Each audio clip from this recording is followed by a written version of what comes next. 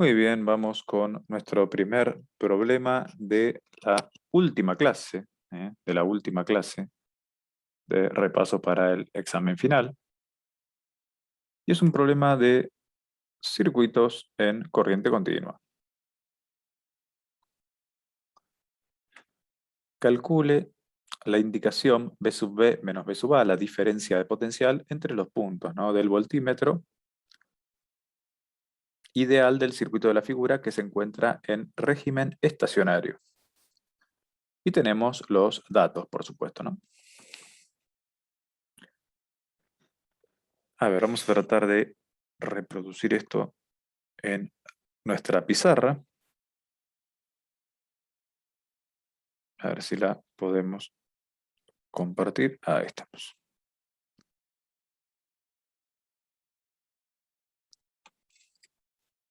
Vamos a tratar de reproducir nuestro circuito, ¿no?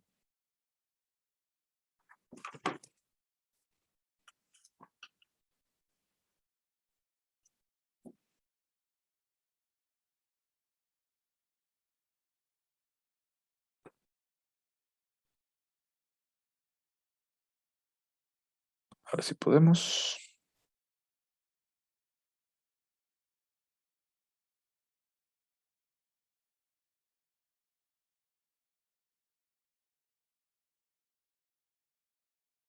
Bien, vamos a dibujarlo. ¿Sí? Tenemos la resistencia R3, como nos muestra el gráfico, la resistencia R2, tenemos la batería de potencial B sub 2 orientada como se indica, tenemos el punto B de interés, tenemos la batería de potencial B sub 2 puesta al revés también aquí, y bueno, y aquí tenemos el cierre de esta malla. Tenemos abajo también la resistencia R1, el punto A de interés, y tenemos la fuente de potencial B sub 1. ¿Sí? Esta es B sub 2, al igual que esta, ¿sí? Y tenemos aquí la resistencia R4 y aquí se cierra la malla. Nos están solicitando la diferencia de potencial entre los puntos B y A, ¿no? Entendiendo que son estos dos puntos. ¿Sí? Entendiendo que son estos dos puntos, la diferencia de potencial entre ellos. Bien. ¿Cómo arrancamos con el análisis? Podríamos asumir, ¿sí?, que producto de estas fuentes, ¿sí?, estas fuentes de tensión, hay circulación de corriente. Acá podríamos decir que ahí está la corriente I sub 1, por acá estará la corriente I sub 2, después veremos el sentido, ¿no? Eso se podrá discutir después. Y por acá estará, no sabemos, pero bueno, no sabemos el sentido, pero bueno, por acá estará la corriente I sub 3, ¿no? En términos generales podríamos llegar a asumir eso.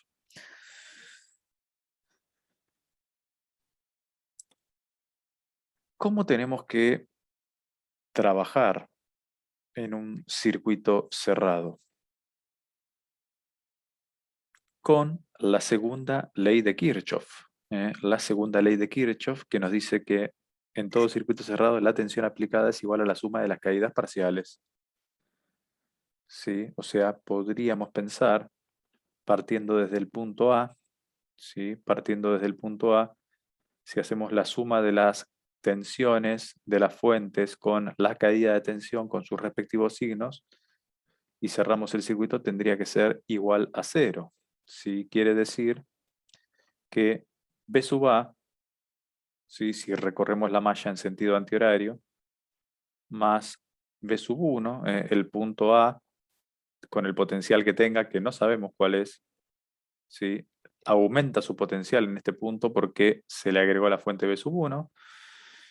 Como la resistencia es un elemento pasivo, se resta la caída de tensión como R4 por I sub 1, que no sabemos cuánto vale, pero lo importante es que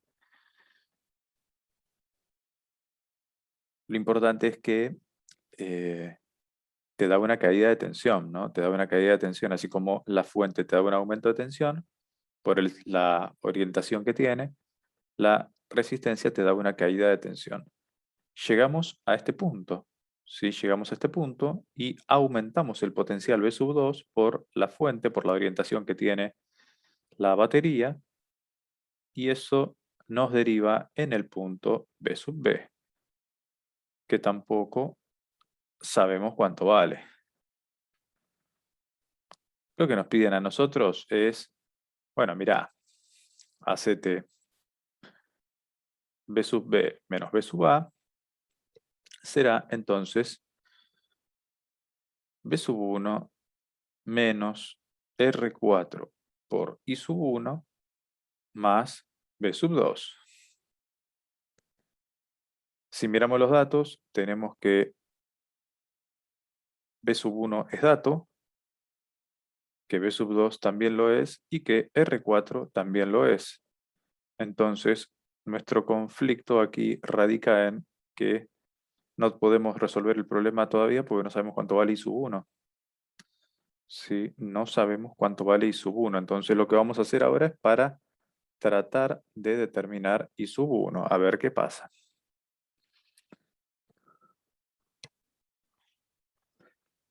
Fíjate que podemos a este punto llamarlo C y a este punto llamarlo D y tratar de pensar cómo llegar de C a D por las resistencias R2 y R3 de ser posible. Entonces, con este criterio nosotros podríamos decir B sub C menos R2 por I2 menos R3 por I2, porque también va afectado por la resistencia R3. Acuérdate que la corriente en serie es la misma. Esto, sí, este potencial menos la caída de este potencial y la caída de este potencial te tiene que dar el potencial en D. Y ahora, yendo por el camino, intermedio, fíjate, B sub C más B sub 2, estás en B sub B, menos B sub 2, porque está la batería colocada al revés, te tiene que dar B sub D. Quiere decir que B sub C es igual a B sub D. Este es un dato valiosísimo. Quiere decir que estos dos puntos están al mismo potencial. ¿Sí? Estos dos puntos están al mismo potencial. Entonces, si estos dos puntos están al mismo potencial, la corriente I sub 2 es igual a 0. Y eso quiere decir entonces que la corriente I sub 3, que es la que circula por la malla, que circula por la rama intermedia, perdón, que circula por la rama intermedia, tendría que ser igual a I sub 1. Este dato es valioso, ¿sí? Este dato es valioso porque ahora nosotros podemos dar garantía cerrando esta malla, que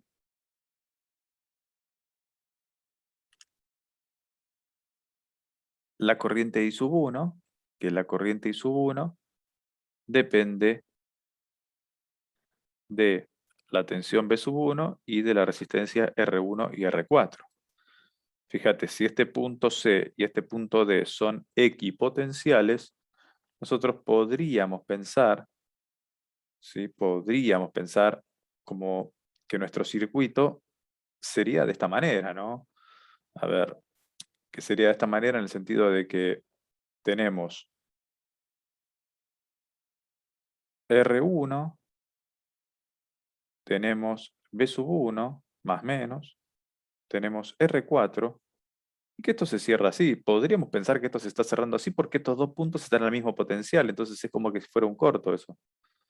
¿Sí? Entonces R1, R4, y esto lo hacemos solamente para determinar el valor de la corriente I sub 1. Por supuesto, el valor de la corriente I sub 1 ya lo hemos determinado ahora, y será P sub 1 sobre R1 más R4. Ahora sí, con esta información nos podemos meter acá arriba y podemos determinar la diferencia de potencial. Vamos a ver si compartimos nuestro circuito verdadero. ¿Sí? Vamos a tratar de activar el marcador aquí para quedarnos con la expresión final. Fíjate cómo era. B sub A menos R4 por I sub 1 más B sub 2 igual a B sub B. Pero I sub 1 era igual a B sub 1. Acá le falta, acá falta perdón, acá falta sumarle B sub 1. Te queda B sub A más B sub 1. Ahí está. I sub 1 es B sub 1 sobre R1 más R4. Y ahora sí, podemos meter todo esto en la misma fórmula, ¿no? Fíjate, B sub B menos B sub A será B sub 1 menos R4 por I sub 1, que es B sub 1 sobre R1 más R4 más B sub 2. Y ahora quedó todo en función de los datos. Fíjate, todo en función de los datos. Lo que tendrías que hacer, bueno, asignarle los valores, ¿no? 39 volt, 39 volt, o sea, acá tenés 39 volt, acá tenés 39 volt y habrá que laburar con la intermedia, ¿no? Fíjate, acá tenés la jugada intermedia que es el valor de R4, que es 12 ohms, ¿sí? O sea, tendrás 12 por 39, este resultado tiene que ser en volt, dividido R1 más R4, siendo R1 igual a 13 y R4 igual a 12. O sea, tendremos 13 más 12, ¿sí?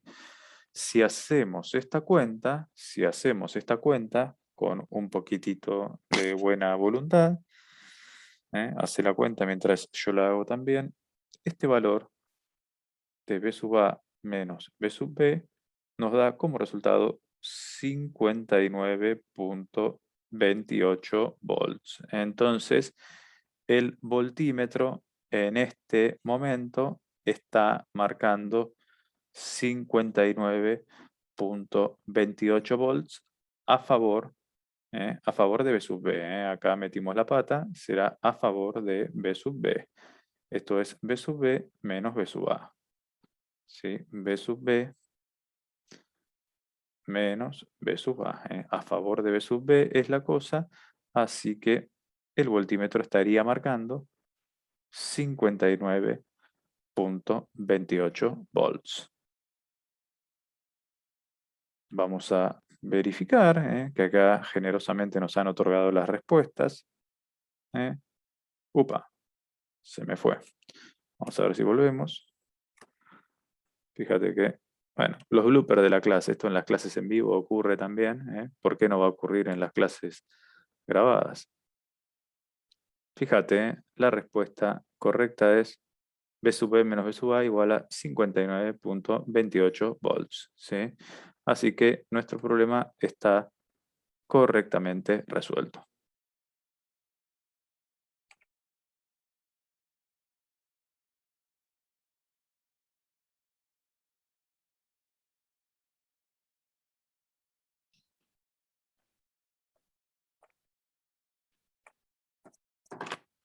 Bien, vamos con otro de circuitos. Este es de corriente alterna. Si es un circuito de corriente alterna, tenemos la presencia de bobinas y capacitores.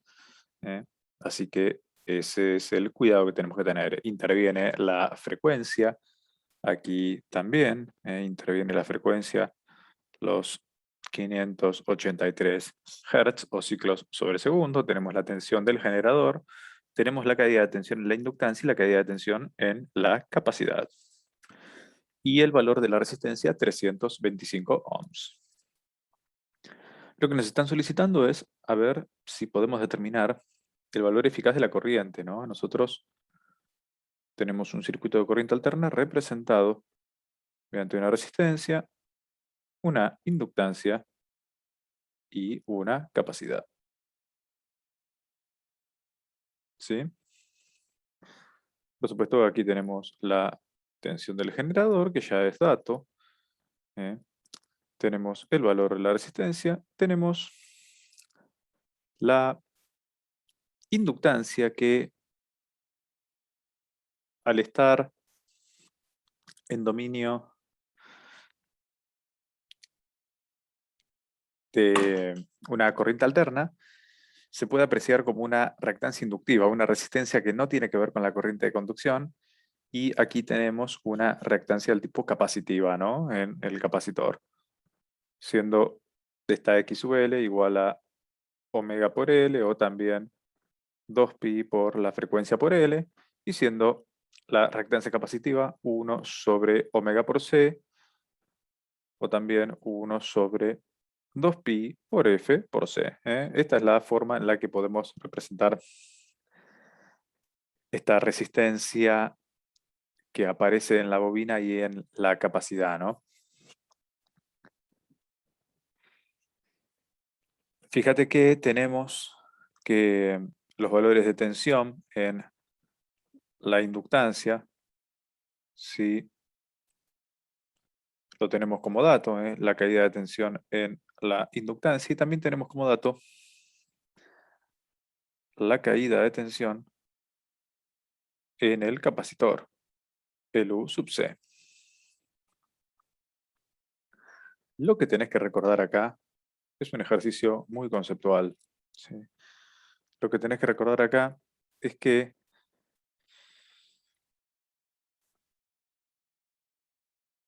la caída de tensión en la resistencia, ¿sí?, es un fasor perpendicular a la caída de tensión en la inductancia, y también un fasor perpendicular a la caída de tensión en la capacidad. Si nosotros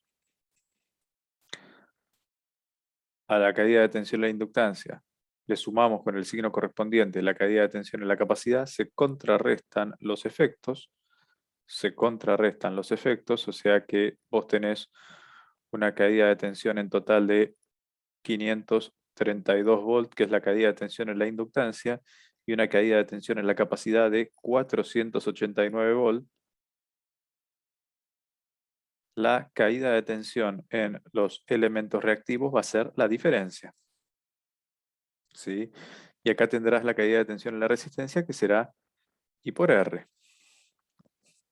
¿Sí? Esta no la conoces, pero será el U sub R, que vale I por R, ¿no? Por supuesto que todo esto te dará la corriente que circula. Pero fíjate que la caída de tensión en la resistencia depende de la corriente y depende de la resistencia. Aquí se cumple también la segunda ley de Kirchhoff en los circuitos de corriente alterna, donde dice que la tensión aplicada es igual a la suma de las caídas parciales, ¿sí? ¿Cuáles son las caídas parciales? La caída de tensión en la resistencia, la caída de tensión en la inductancia y la caída de tensión en la capacidad, cada una con su signo correspondiente y con el sentido vectorial correspondiente, ¿sí? Aquí tendríamos entonces la tensión total del generador, la tensión aplicada eficaz. Esta corriente que circula y esta corriente que aparece aquí en la expresión es la corriente eficaz, ¿no? Fíjate que al tener el valor de 686 volts, termina siendo un problema de Pitágoras, este problema que venía por ahí complicado. Termina siendo un problema del teorema de Pitágoras, donde lo que vos tenés que determinar es el cateto adyacente. Si el producto corriente eficaz por R será entonces la raíz cuadrada de la tensión en el generador, el 686 al cuadrado, menos la diferencia entre 532 menos 489 al cuadrado. Si recordamos que la resistencia es 325 ohms, entonces podríamos tranquilamente a esto dividirlo, dejamos un poquitito más prolijo, por 325 ohms y tendríamos como resultado la corriente eficaz. Podemos hacer esta cuenta, ¿sí? Podemos hacer esta cuenta y el resultado que nos da es 2.107 amperes aproximadamente, ¿no? Fíjate, efectivamente es el valor de corriente que se nos asigna como correcto. Así que hemos acertado, ¿sí? Hemos resuelto bien el ejercicio. Puntos importantes a considerar. La caída de tensión en la inductancia y en la capacidad son perpendiculares a la caída de tensión en la resistencia siempre. La caída de tensión en la resistencia va a ser perpendicular a la caída de tensión en la inductancia y la caída de tensión en la resistencia va a ser perpendicular también a la caída de tensión en la capacidad. Los efectos de la caída de tensión en la inductancia y en la capacidad se restan, ¿sí?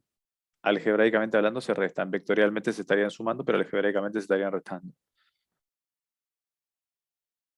Y ahí nos darían la tensión resultante en el elemento reactivo, ¿sí? En los elementos reactivos. La tensión resultante, la caída de tensión resultante de los elementos reactivos es la diferencia entre la tensión en la inductancia y la caída de tensión en la capacidad.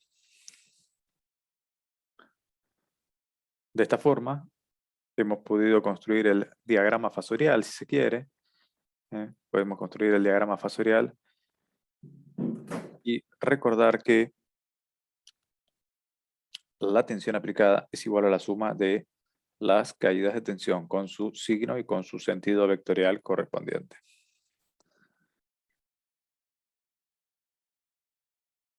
Y así concluye el segundo ejercicio.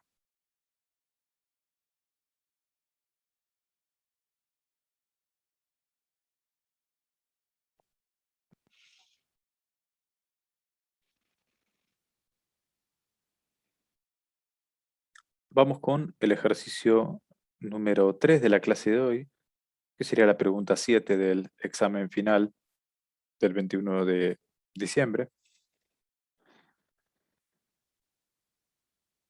que dice: el módulo del vector inducción magnética en el punto O debido al tramo de circuito de la figura es 303 nanotesla, si R es 2.2 pi metros. Seleccionar el valor de la intensidad de corriente y sentido del vector inducción magnética. Hay algunas ligeras aclaraciones de la conversión de unidades y la permeabilidad magnética del vacío. 4pi por 10 a la menos 7 Henry sobre metro. También suele aparecer. Con Henry sobre metro o Tesla por metro sobre ampere. Es lo mismo. Bien. Bien, bien.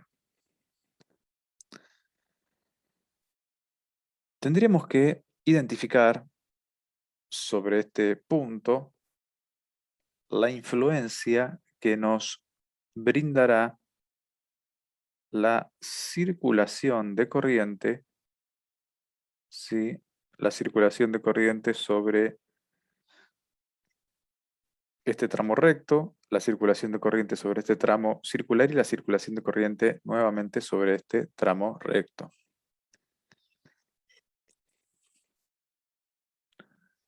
Todo esto se remite a la ley de Biot-Savart, ¿sí? Aquella que dice que el diferencial de campo magnético es igual a mu sub 0 por I sobre 4pi por diferencial de L vectorial R menos R', todo eso dividido R menos R' módulo al cubo. O sea, ¿qué te dice el amiguito Biot-Savart acá? Que la corriente de algún modo es fuente de campo magnético, ¿no? El valor del vector inducción magnética o sí, también llamado densidad de flujo o campo magnético simplemente, depende directamente del valor de intensidad de corriente que está circulando. Si no circula corriente, no tendría campo magnético. O sea que la corriente es fuente de campo magnético.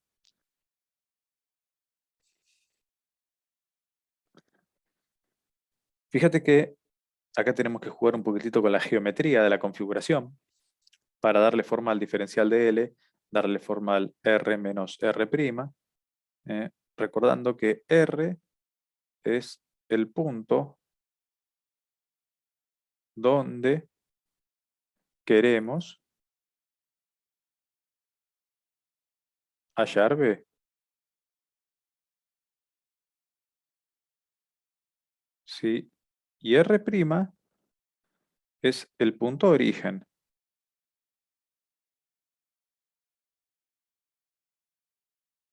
Punto de origen, por ejemplo, en esta posición el R' será este punto, en esta posición el R' será este punto.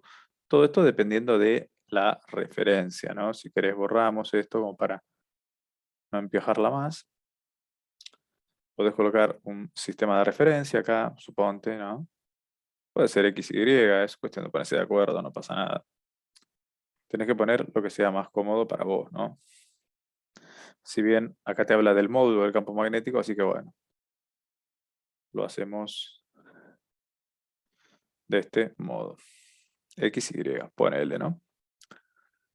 Punto de origen, o sea, vos le podrías dar forma, ¿no? Es decir, el punto de origen puede estar acá, pero lo cierto es que el punto R, ¿sí? En este caso el punto R será 0, sería el vector nulo, porque justo es el origen del sistema coordenado, en este caso, ¿no?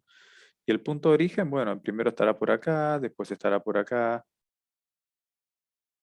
durante la forma circular estará por acá. O sea, el R' le tenés que dar esa forma, ¿sí? Le tenés que dar esa forma. La cuestión es que para los tramos rectos, R y R' o R menos R', te da un vector así o un vector así para los tramos rectos, ¿no? Y el diferencial de L es el desplazamiento en sentido de circulación de la corriente. Quiere decir que en los tramos rectos el diferencial de L y el vector R menos R' son paralelos. Si son paralelos, el producto vectorial, ¿cómo es? Es nulo. O sea, todo esto para decirte que por los tramos rectos no te tenés que preocupar, porque la influencia del campo magnético generado por los tramos rectos es nula en este punto. Vos te tenés que preocupar por los tramos curvos. En este caso, bueno, la semicircunferencia, ¿no? Te tenés que ocupar por la semicircunferencia. Entonces ya está claro que esto no te tiene que importar y que esto no te tiene que importar. Lo que sí te tiene que importar es la forma de la semicircunferencia. Ese sí te va a dar un valor de influencia de campo magnético. Vamos a tratar de representar cómo sería en la semicircunferencia la cosa. Ponele, ¿no? El punto R sigue siendo el origen de nuestro sistema de referencia. Y el punto R', ¿sí? Lo podemos desarrollar a partir de aquí, ¿sí? Lo podemos desarrollar a partir de aquí y que, bueno, va progresando sobre esta curva, ¿sí? Sobre esta curva hasta llegar a este punto, suponete.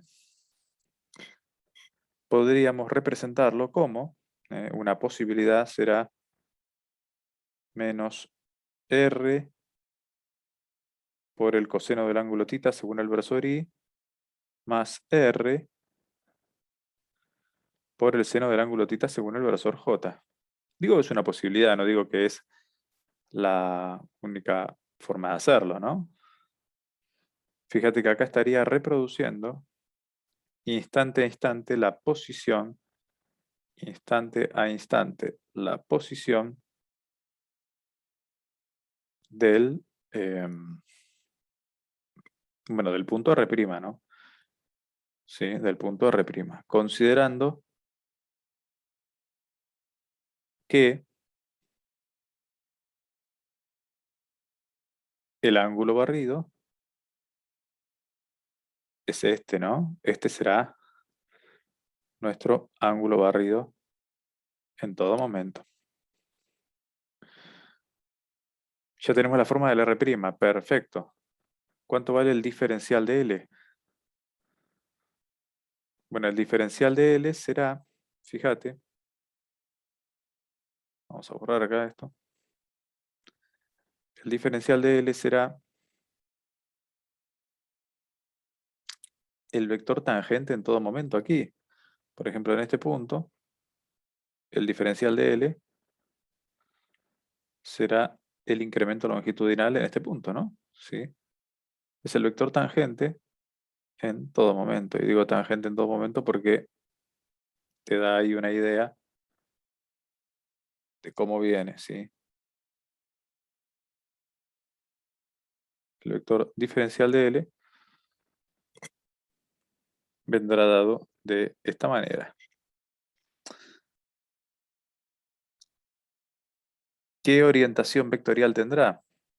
Y fíjate, si acá tenemos el ángulo θ, este ángulo θ se reproduce aquí, este ángulo θ se reproduce aquí, entonces nuestro diferencial de L, la orientación que tendrá, primero vamos a hablar de la orientación y después vamos a hablar del módulo que es este valor. La orientación que tiene es, bueno, seno de θ según el versor I más coseno de θ según el versor J. ¿Y cuánto vale el módulo del diferencial de L? El módulo del diferencial de L, fíjate que se cumple la relación ángulo igual a arco sobre radio. Acá tendrías la longitud de arco recorrida. Entonces el diferencial de L podemos expresarlo como R diferencial de θ. De este modo, ya tenés expresado aquí el R diferencial de θ.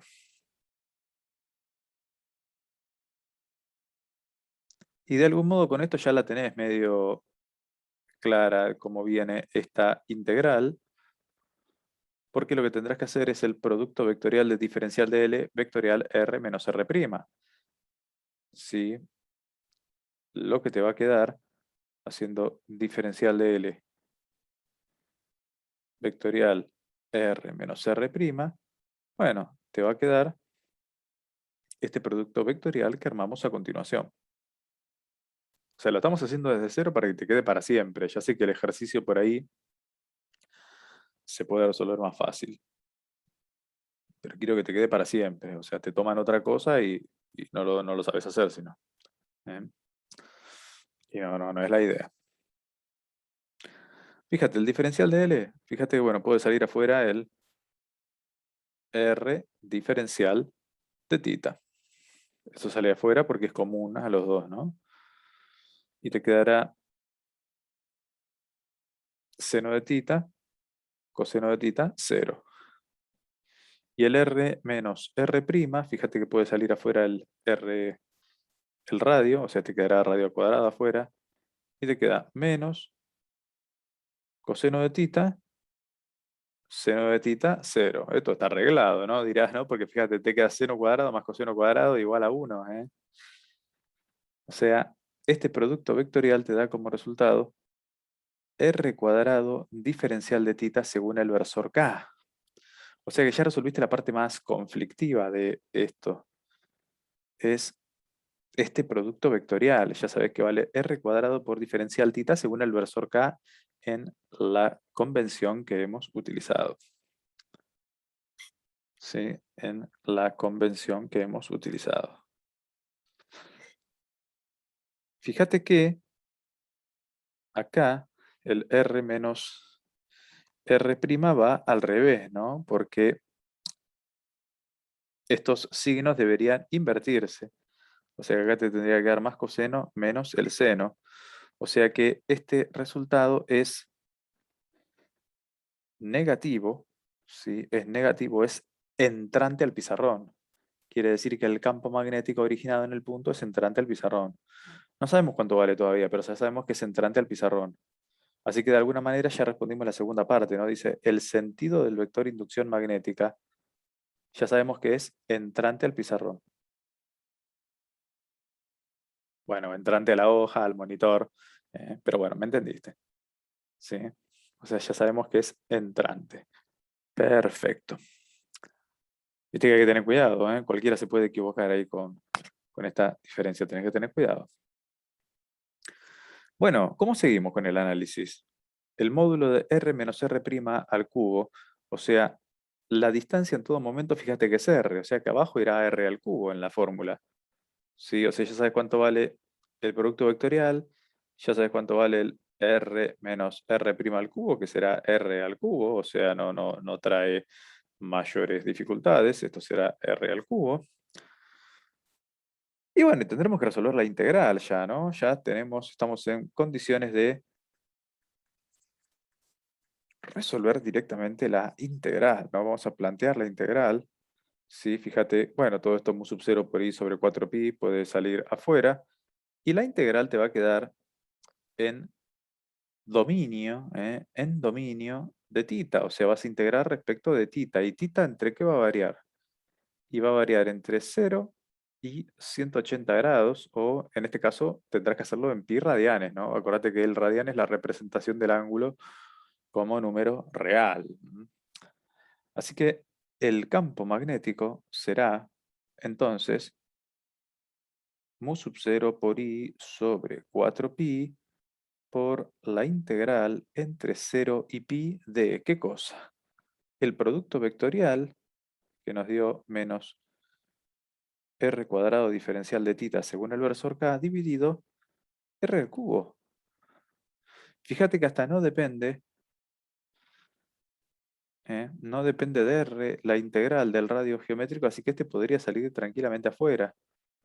Lo podés meter afuera, ¿sí? Este que sale en el denominador. Y bueno, eso, con el menos la tenemos que remar, ¿no? Con el menos nos quedó ahí. La integral entre 0 y pi de diferencial de tita te convierte este valor entonces de campo magnético en mu sub 0 por i sobre 4pi por radio negativo multiplicado por pi. Fíjate que según el versor K, ¿no? Fíjate que pi con pi se terminan eliminando, por lo que el módulo del campo magnético será mu sub 0 por i sobre 4r. Por ahí bastante trivial, ¿no? Te da justo la mitad de lo que te daría el círculo completo. Entonces uno podría decir, ah, pero te dio la mitad. Si yo ya sabía cuánto daba el círculo completo, entonces la circunferencia completa, entonces, ¿por qué no dije que era la mitad directamente en lugar de hacer toda esta integral y todo este análisis? Bueno, muchas veces no es tan lineal la cosa. Nosotros lo hacemos como para tener la garantía de que sabemos cómo hacerlo. Muchas veces no es tan lineal, entonces por ahí dejarse llevar por la intuición nos puede traicionar. Lo importante es que acá eh, vos con esto demostrás que sabés. Lamentablemente no lo vas a poder demostrar en el examen porque es tipo múltiple choice, ¿no? Vos tenés que responder la pregunta y nadie sabe el análisis que te mandaste, solamente sabes lo que respondiste. Pero bueno, muchas de las cosas que sabemos las sabemos por el conocimiento y no por el reconocimiento. Así debería ser en realidad. Bueno, ahora que tenés este valor, sí, que tenés este valor, ya podemos citar todo lo que tenemos, ¿no? A ver, cuánto vale mu sub 0, cuánto vale R, cuánto vale inducción magnética, el módulo de la inducción magnética y despejamos la corriente, ¿no? Si la inducción magnética vale 303 nanotesla, ¿sí? O sea, sería 303 por 10 a la menos 9 Tesla, ¿no? Acá tendremos 4pi por 10 a la menos 7. En el denominador tenemos 4 por r, que es 2.2 pi. Fíjate, ¿eh? Y acá tendríamos la corriente. Podemos eliminar o simplificar algunas cositas. Fíjate, pi, 4 con 4. 10 a la menos 9 con 10 a la menos 7 te quedaría dividido 100 aquí o por 10 a la menos 2. O sea que la corriente será, ¿sí? 3.03 por 2. Si haces esta cuenta, por 2.2, ¿no? Perdón, por 2.2. Si haces esta cuenta, te dará 6.666 amperes, ¿no? ¿Sí? Así que este será el valor de corriente de interés. Este será el valor de corriente que estará circulando para tener un campo magnético de valor numérico 303 nanoteslas en esta geometría dada con este radio de este valor, ¿no? Por supuesto que con cómo está circulando la corriente, o por regla de la mano derecha o por la regla de los productos vectoriales, el campo magnético es entrante al pizarrón. O sea, la respuesta sería 6.666 amperes con un campo magnético entrante al pizarrón. Vamos a verificar. A ver qué nos ha dado todo esto. Fíjate. Sí, mira, 6.67, bueno, otra forma de redondear y el campo magnético entrante a la pantalla. Hemos resuelto nuevamente el ejercicio sin mayores sobresaltos. Fíjate que hemos partido de la ley de Biot-Savart, hemos resuelto la integral sin problemas. Y de esta manera queda resuelto el ejercicio número 3.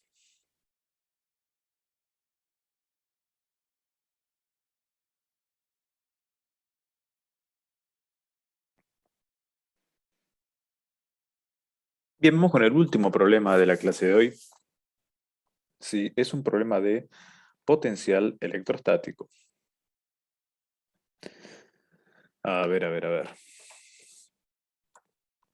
Dos circunferencias de igual radio con un centro en el origen de coordenadas están uniformemente cargadas. La circunferencia con lambda 1 igual a 24 picocoulomb sobre metros está ubicada en el plano XZ, o sea, en el plano Y igual a 0. La circunferencia con lambda 2, siendo lambda la distribución lineal de carga, 31 picocoulomb sobre metro, está ubicada en el plano XY, o sea, en el plano Z igual a 0. Considerando potencial cero en el infinito como toda carga acotada, ¿cuál es el potencial eléctrico en el origen de coordenadas?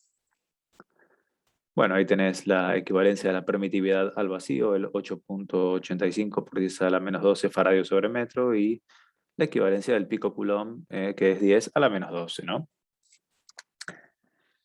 Bien. La enorme, enorme ventaja que tenemos cuando trabajamos con potencial electrostático, que el potencial es un escalar, a diferencia del campo eléctrico. A diferencia del campo eléctrico, que el campo eléctrico es un vector y es menos la derivada de este potencial electrostático radial según el versor R, ¿no? La enorme ventaja que tenemos trabajando con el potencial es que es un escalar, ¿sí? Y este potencial en función del radio, en términos generales, la expresión diferencial la vamos a colocar. El diferencial de potencial es el diferencial de carga sobre 4pi epsilon 0 por la distancia r. ¿Sí? siendo R la distancia entre el punto de interés, que en este caso es el origen de coordenadas, y suponete que estamos tomando la circunferencia 1, bueno, será la distancia entre el origen de coordenadas y todos estos puntos, ¿no? O cualquiera de estos puntos. En este caso parece ser constante esta distancia respecto del origen de coordenadas, como que sería bastante accesible, ¿no? Pero bueno, en términos generales, así es como se resolvería. Sí, podemos hacer igual que antes el R menos R', siendo R el punto donde querés hallar el potencial electrostático y R' las posiciones sucesivas que tomaría recorriendo la integral desde el límite inferior hasta el límite superior. Esta carga eléctrica está distribuida longitudinalmente, por lo tanto, el diferencial de carga será igual a la densidad lineal de carga por el diferencial de longitud de arco. Por el diferencial de longitud de arco, entendiendo por diferencial de longitud del arco al desplazamiento diferencial de L, ¿no? ¿Sí? Estamos estudiando esto para una sola circunferencia cargada y después, como sabemos, como bien dijimos, el potencial es un escalar y se puede sumar. El potencial total será el potencial 1 más el potencial 2, ¿no?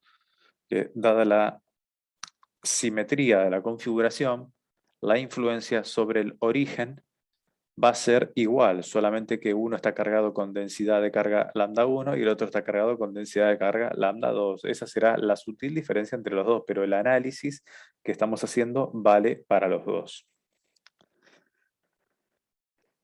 Este diferencial de longitud de arco, dada la condición particular de este problema, podrás medirse como R por diferencial de θ. ¿Sí? Como R por diferencial de θ, siendo el diferencial de θ el ángulo barrido respecto del origen, ¿no? Diferencial de θ. Ahí no me salió muy bien, pero bueno, creo que me entendiste la idea. Vamos a dejarlo un poquito más prolijo. Así es como debería ser.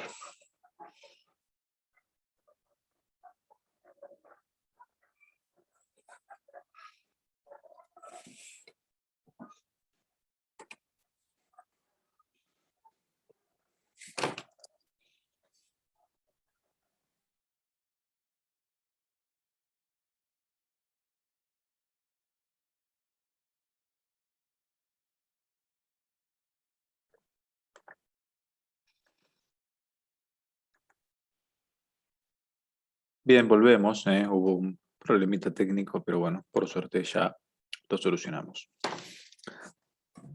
Decíamos que entonces el diferencial de potencial electrostático era igual a diferencial de carga sobre 4 por pi por epsilon 0 por r, siendo r esta distancia del punto de prueba al cada una de las influencias infinitesimales que hay sobre la curva trayectoria de la distribución longitudinal de carga, siendo el diferencial de carga igual a lambda por diferencial de L y siendo diferencial de L igual a R por diferencial de θ. O sea, tendremos que cargar todo esto en la expresión del potencial electrostático.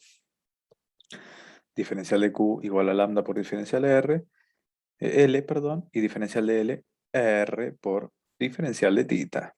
Todo esto dividido 4 por pi por epsilon 0 por R. Sí, siendo R de vuelta la distancia al punto donde queremos hallar el potencial, desde el punto donde queremos hallar el potencial hasta el punto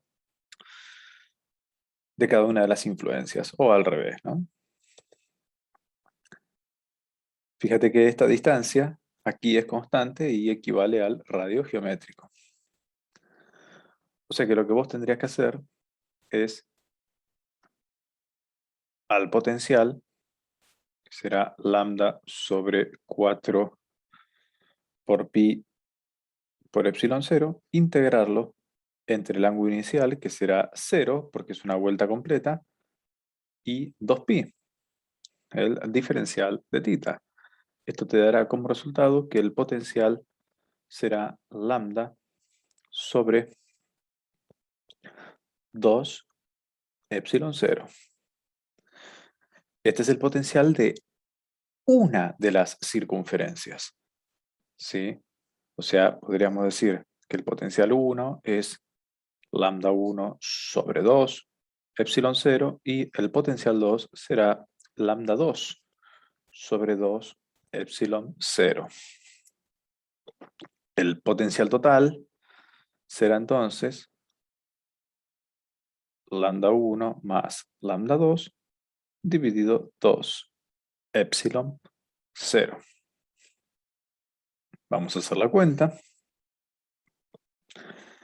Fíjate que lambda 1 y lambda 2 están en forma de pico coulomb, o sea, 10 a la menos 12.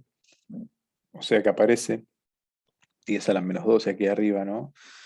Te va a quedar 24 más 31, más 31 por 10 a la menos 12, dividido 2 por 8.85, también por 10 a la menos 12. O sea, aparece 10 a la menos 12 arriba y abajo, por lo tanto se simplifica. Y esta es la cuenta que nosotros tenemos que hacer. Hacela, yo también la voy a hacer en este momento, a ver cuánto nos da. Si hacemos la cuenta, tendremos 24 más 31 por un lado, dividido 2, dividido 8.854 u 8.85, ¿no? Bueno, el resultado, ¿sí? El resultado es 3.107 volts, más o menos. Más o menos pues aproximamos, ¿no? Aproximamos ahí los decimales. Así que este es el potencial que hay en el centro de ambas circunferencias, dada la influencia de la distribución de carga 1 y la distribución de carga 2, superponiendo ambos efectos. Vamos a verificar con las respuestas que tenemos, a ver qué tanto podemos decir, ¿no? Fíjate, fíjate que, bueno, se parece a la primera, ¿no? La primera que dice 3.11, bueno, es la más cercana de las que podemos ver hasta el momento. Efectivamente, la respuesta es 3.11 volts. O sea que hemos sumado por separado cada una de las influencias, ¿no? De la influencia de la distribución de carga 1 y la distribución de carga 2, y hemos llegado a buen puerto por suerte. Bueno, por suerte no, porque hemos estudiado y pudimos plasmarlo en el examen.